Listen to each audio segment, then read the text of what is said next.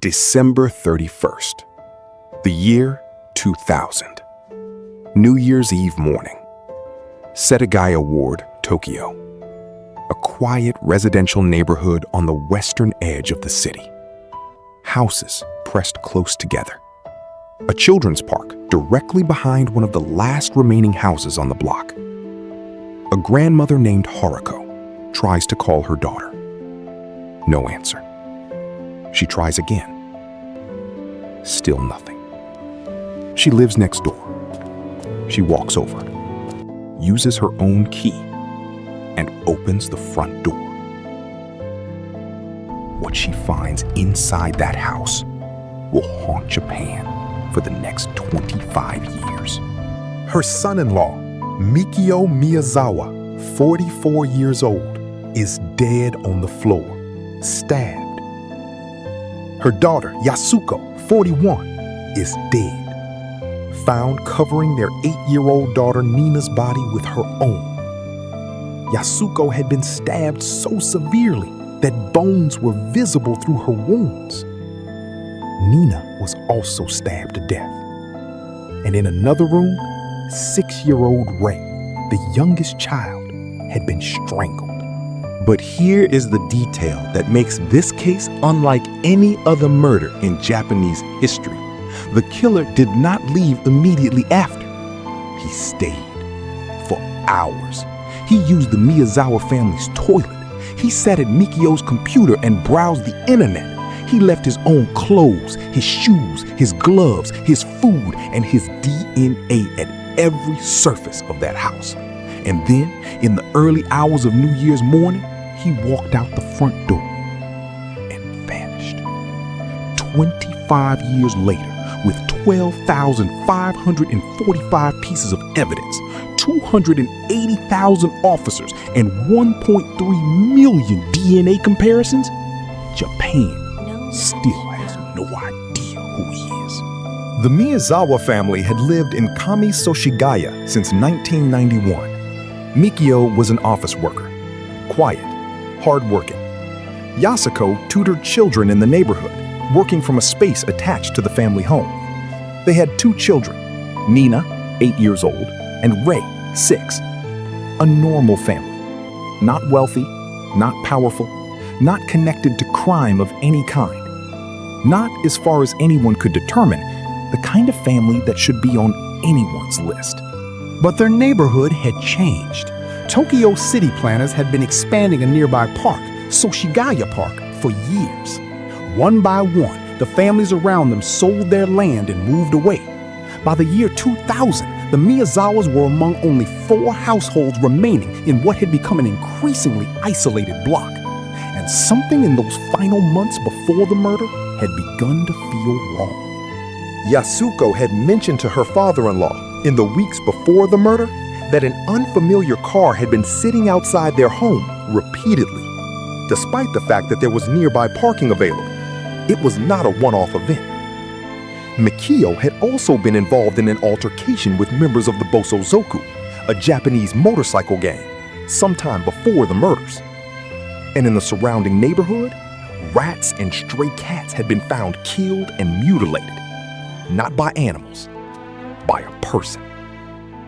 In the weeks before 4 human beings died in that house, someone nearby had been practicing violence. Let us go through the evidence, because nothing about what was left inside that house makes sense. And that is precisely the point. The killer entered through a second-floor bathroom window at the rear of the Miyazawa house, directly adjacent to Soshigaya Park. The murders took place between approximately 11:30 p.m. on December 30th and 12:05 a.m. on December 31st. After the killings, he stayed. And what he left behind is extraordinary. His own clothes. A shirt. Only 130 units of this shirt were ever manufactured and sold anywhere in Japan. Police have tracked down 12 of the buyers. None match the DNA. Gloves manufactured by the Japanese brand Edwin, sold between 1998 and 2000. shoes made in South Korea, marketed by the British brand Slazenger. Some of the clothing carried the scent of Dracar Noir, a French cologne sold in Japan since 1982. 2 black handkerchiefs from the Japanese brand Muji, one with a precise 3-centimeter cut, a technique reportedly used by Chinese fish factory workers to prevent a knife handle slipping. Every item points somewhere different: France, Britain, South Korea, Japan, China. And then there is the DNA. The killer cut himself during the attack. His blood, type A, belonging to none of the Miyazawa family, was found throughout the house. DNA analysis confirmed he is male, and his genetic profile is unlike anything in any Japanese database. His maternal mitochondrial DNA indicates ancestry from southern Europe, likely the Adriatic coast. His paternal DNA carries a marker found in 1 in 5 Koreans, 1 in 10 Chinese, and 1 in 13 Japanese. Tokyo Metropolitan Police have conducted 1.3 million DNA comparisons. They have found no match.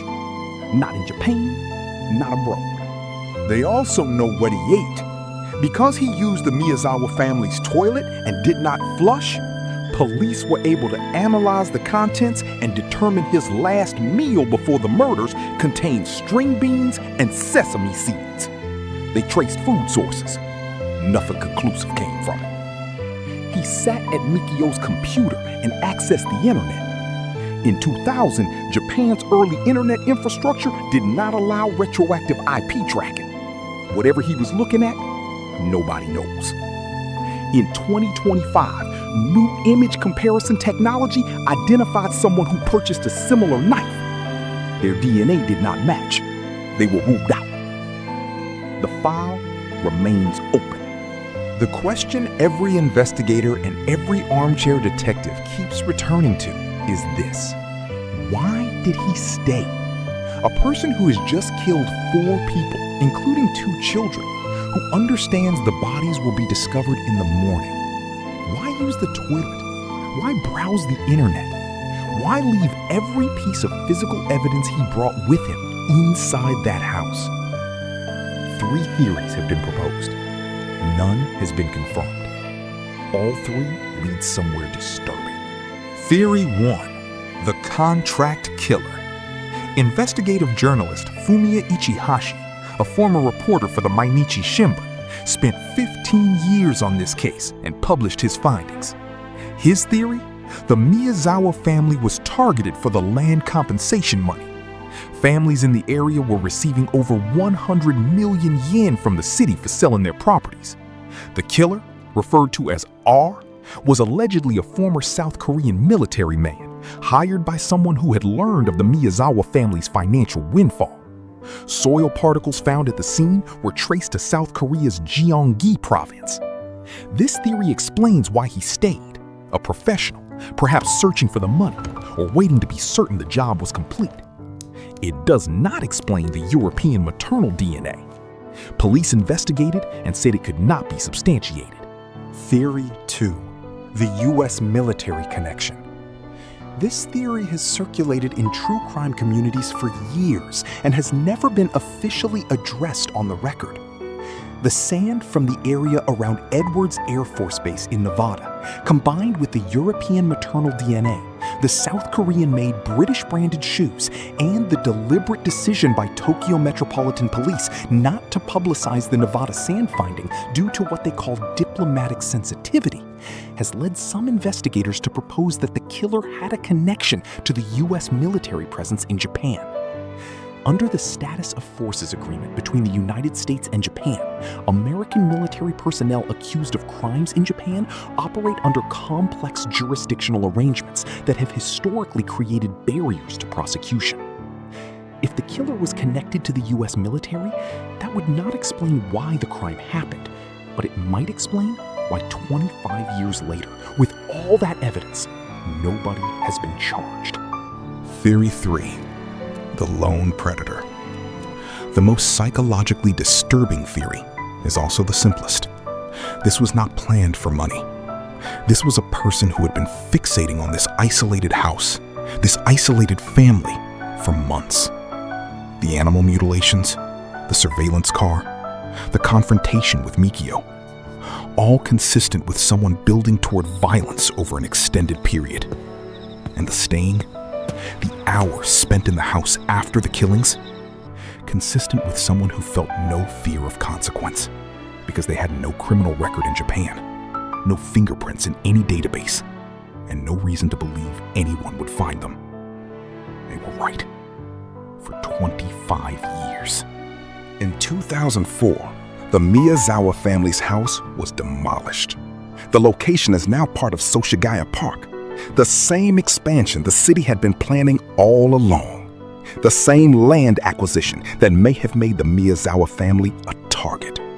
There was a brutal irony in that. If the land money was the motive, then the city, by completing the park, finished what the killer started. And if you walk through that park today, there is no marker, no memorial, just grass and trees and children playing on the same ground where 4 people died on the last night of the 20th century.